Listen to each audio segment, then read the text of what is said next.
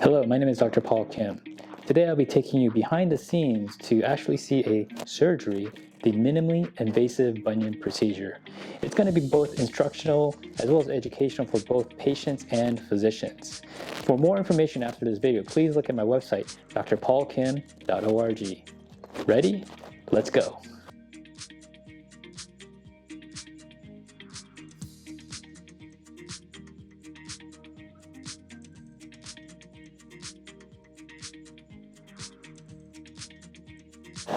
Alright, so it's important to get the radiographic landmarks. You get an adequate AP, and then we're going to mark out the transverse osteotomy on the dorsal aspect of the foot. We're going to mark out the trajectory of our screws, osteotomy for the Aiken. You also want to get it in the lateral plane too. Alright, could you mark this please? So I mark it both AP lateral. Also get the trajectory of my screw path. And wherever these lines perpendicularly cross is the site of the incision. There are some physicians that like to use a large C-arm. As you can see, there's a lot of manipulation that happens, so I like to use the small C-arm. Can I get a knife, please? Got it. So once you make the incision, I do make my incision vertical, because that's going to be the path of the osteotomy burr. You have the elevator, and you have to make a big window when you're using the elevator because you don't want to catch the tendons or the soft tissue, so you have to be pretty aggressive with the elevator, the periosteal elevator, creating a working window. The burr settings I'd like to use it is at 6,000 RPM. Again, the MiS burr, the criteria is high torque, low speed burr. Okay, so we're primed as you can see, the water's coming out. Before I start, I always get a radiograph to see if I like my starting point. Just a little angle, so I'll angle it back. I like to go perpendicular to the second metatarsal. You go through the initial cortex.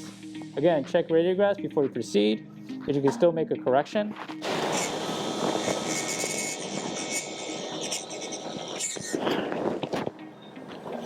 Once you like that, then you basically go up and down using the plane and the markers that you had. And that was the dorsal cortex. We're just going to repeat that for the plantar cortex.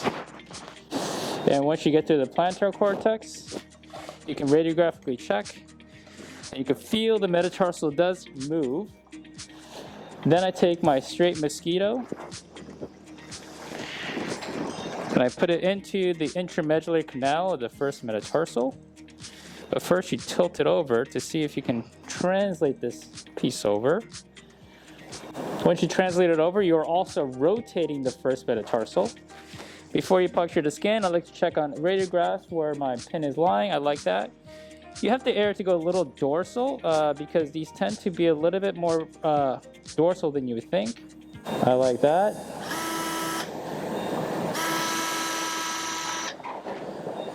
Okay, can I get a wire for 3/5? Perfect, thank you, Noel. I tend to make a single incision versus a stab incision. We'll put in our home run screw first, which is the bicortical screw. So this screw is measuring 42. It's definitely not going to be a 42. I tend to take off about 6 or 8. So let's just go 36. Ragnell, please. Mainly to protect our dorsal medial cutaneous nerve. And you do have to change this wire for the cannulated wire because the initial wire is usually too thick. And I like to use a thicker wire for the first home run screw because it's easier to maneuver. But these screws do have a lot of power because they have a very pitch. And so you do have to monitor that you're not rotating too much of the toe as you're putting this in. When you put these in, you do want to make sure that you get bicortical fixation. When you're putting the screw in, I like to make sure that you manually put the headless screw down to the bone so you're not capturing the soft tissue as you're going down. Okay, we'll do the Aiken osteotomy next. So again, put your burr down the bone, check radiograph, go unicortical. And in Aiken, you want to try to keep that hinge On the lateral side, the K-wire starts at the distal interphalangeal joint on the dorsal aspect. That's measuring 30. This again, you're going to take some off. You're not going to be exactly on because this is a little away from bone. When you're putting this in, you got to really hold the toe because the screw is quite powerful and it will torque the toe if you do not hold it in place. And now we're just going to take off the medial eminence and we'll be done. So we're coming up to the tail end of the procedure. So just going over, so we first made the transverse side of the first metatarsal. We translated, in her case she did have a little elevatus, so we plantarly flexed the distal capital fragment. We put in the large K-wire, which is a 0.062 K-wire for a 4.0 screw. We also followed that for a smaller K-wire with a 3.5. Now the 4.0 screw, you do want bicortical fixation because that is your home run screw. And then after that, we proceeded with our Aiken. And I usually find that it's a dorsal medial osteophyte that tends to bother people, so that's why you really focus getting the rasp on too. You can see it's a power rasp. So you pass it percutaneously up to the medial eminence and just shave it down. And this is the site that tends to bother people if the osteophyte is a little bit prominent. Okay, irrigation please. We're closing. And so that's it. That's all percutaneous MIS bunionectomy. So post-operatively, it's pretty straightforward. You're in a cam boot or a post-operative shoe, heel weight bearing for 2 weeks.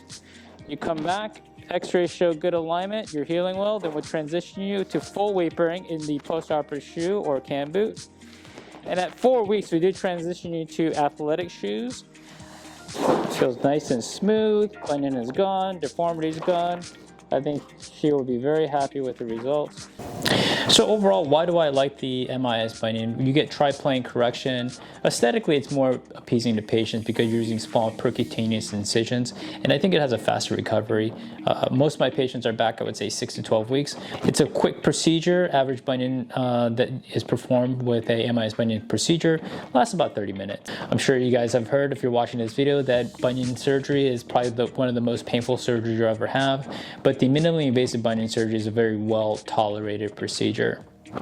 So yeah, again, thank you for joining me today. I hope this was informational, and for more information, please visit my website, drpaulkim.org.